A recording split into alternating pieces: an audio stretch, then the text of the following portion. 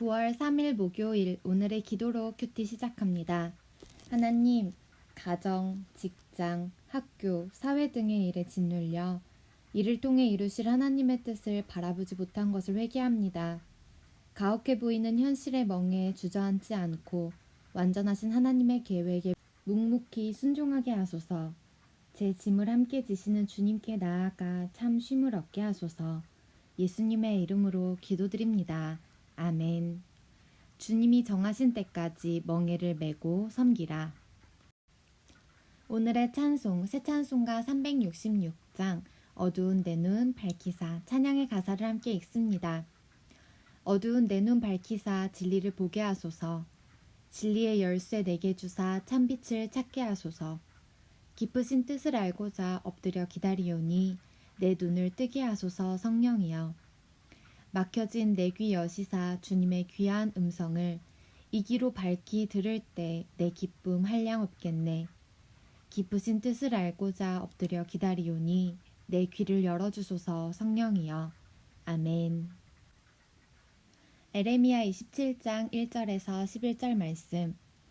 유다의 왕 요시야의 아들 여호야김이 다스리기 시작할 때 여호와께서 말씀으로 에레미야에게 임하시니라.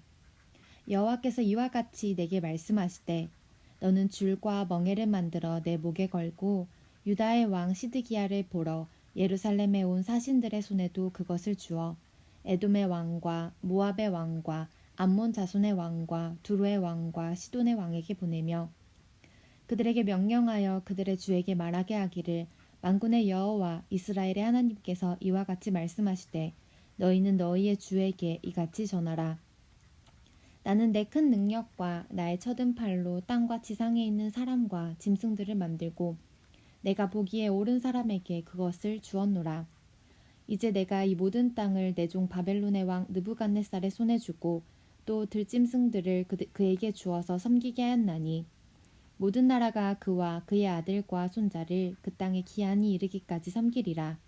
또한 많은 나라들과 큰 왕들이 그 자신을 섬기리라. 여호와의 말씀이니라. 바벨론의 왕 느부갓네살을 섬기지 아니하며 그 목으로 바벨론의 왕의 멍에를 매지 아니하는 백성과 나라는 내가 그들이 멸망하기까지 칼과 기근과 전염병으로 그 민족을 벌하리라.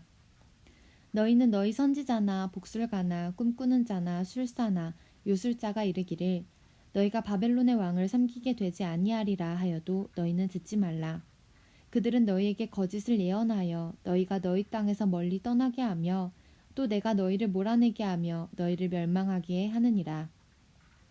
그러나 그 목으로 바벨론의 왕의 멍에를 메고 그를 섬기는 나라는 내가 그들을 그 땅에 머물러 밭을 갈며 거기서 살게 하리라 하셨다 하라. 여호와의 말씀이니라 하시니라. 아멘. 오늘의 말씀 요약. 에레미야가 줄과 멍에를 목에 걸고 에돔, 모압, 암몬, 두로, 시돈의 사신에게도 주어 하나님 말씀을 전합니다. 하나님은 모든 땅과 들짐승들을 바벨론 느부갓네살 왕의 손에 주실 것입니다. 바벨론 왕의 멍에를 메고 섬기는 나라는 그 땅에서 살 것이나 그러지 않는 나라는 멸망할 것입니다. 본문 해설, 줄과 멍에를 목에 걸라 27장 1절에서 7절에 관한 내용. 하나님은 역사의 주권자시며 열방의 흥망성쇠를 통해 선하신 구원 계획을 이루십니다. 하나님은 에레미야에게 줄과 멍에를 만들어 목에 걸라고 명하십니다. 이는 상징적인 행동으로 유다가 바벨론의 포로가 될 것을 의미합니다. 또 하나님은 예루살렘을 방문한 각국 사신들에게 줄과 멍에를 들려보내라고 하십니다. 유다뿐 아니라 열방이 바벨론을 섬길 것이기 때문입니다. 하나님은 바벨론을 심판 도구로서 역사의 무대에 등장시키시고 그분의 종으로 삼으십니다. 그러나 바벨론의 역할도 그 땅의 기한이 이르기까지입니다. 하나님은 완전하고 선하신 주권적 의지와 계획을 따라 열방을 통치하십니다. 성도는 하나님의 계획이 나의 기대와 다르게 보여도 그분의 선하신 주권을 신뢰하고 순종해야 합니다. 잠시 멈추고 질문에 답해주세요.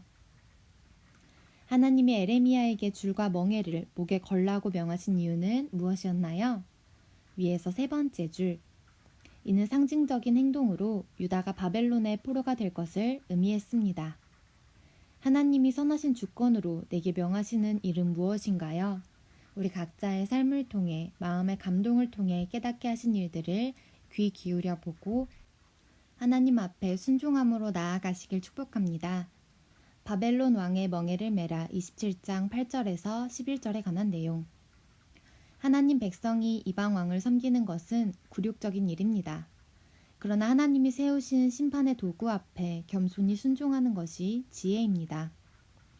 하나님은 바벨론 왕의 멍에를 매지 않는 백성과 나라를 칼과 기근과 전염병으로 진멸하겠다고 경고하십니다. 하지만 거짓 예언자들은 결코 바벨론 왕을 섬기지 않으리라고 말합니다. 이는 유다 왕에게 충성심을 보이고 백성의 인기에 영합하려는 정치적 행동일 뿐입니다. 하나님 뜻을 무시하면 삶의 터전을 잃고 맙니다. 하나님 말씀에 순종해 멍에를 매는 것이 징계보다 더한 비참함을 면하고 생명을 유지하는 길입니다.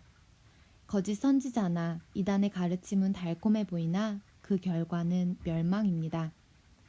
잠시 멈추고 질문에 답해 주세요. 에레미야가 전한 메시지와 거짓 선지자들이 전한 메시지는 어떻게 다른가요? 위에서 세 번째 줄. 하나님은 바벨론 왕의 멍에를 매지 않는 백성과 나라를 칼과 기근과 전염병으로 진멸하겠다고 경고하십니다. 하지만 거짓 예언자들은 결코 바벨론 왕을 섬기지 않으리라고 말합니다.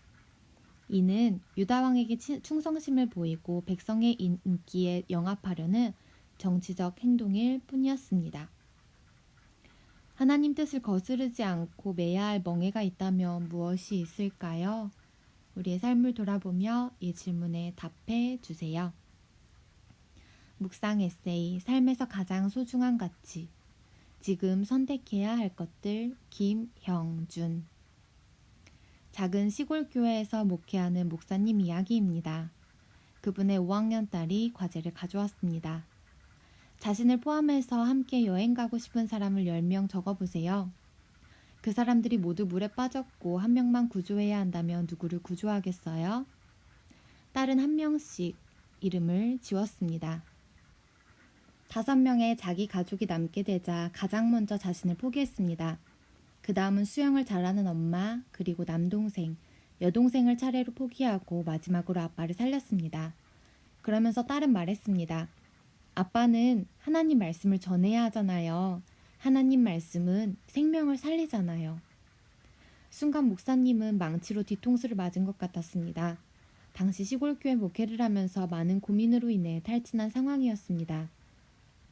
내가 여기서 말씀을 전한다고 이분들이 복음을 알아들을 수 있을까? 라는 고민 중에 딸을 통해 하나님의 음성을 들은 것입니다. 말씀을 전하는 일은 생명을 살리는 일이다. 이것이 가장 복되다. 그렇습니다. 우리에게 가장 가치 있는 일은 나를 살리신 주님을 드러내는 것입니다. 가정을 돌보는 일, 직장에 다니는 일 등 우리가 매일 하는 일이 지루하고 힘들다면 그 의미를 상실했기 때문입니다. 그러나 보이는 현실이 힘들어도 삶의 의미를 주님께 두고 사명을 감당하기로 결단한다면 모든 날은 결코 헛되지 않습니다. 한절 묵상 에레미야 27장 8절에 관한 내용. 하나님은 어떤 것이라도 택하실 수 있고 행하실 수 있는 창조주입니다. 지혜로운 사람은 상황의 좋고 나쁨에 관계없이 하나님이 인생을 주관하시는 분임을 잊지 않습니다. 다 이해할 수 없을 때라도 겸손히 순종합니다. 인생에서 가장 위험한 순간은 고난의 때가 아닙니다. 자신의 힘과 지혜를 의지해 문제를 해결하려는 때입니다. 신앙은 내 고집과 생각을 내려놓고 하나님의 하나님 되심을 인정하는 과정입니다.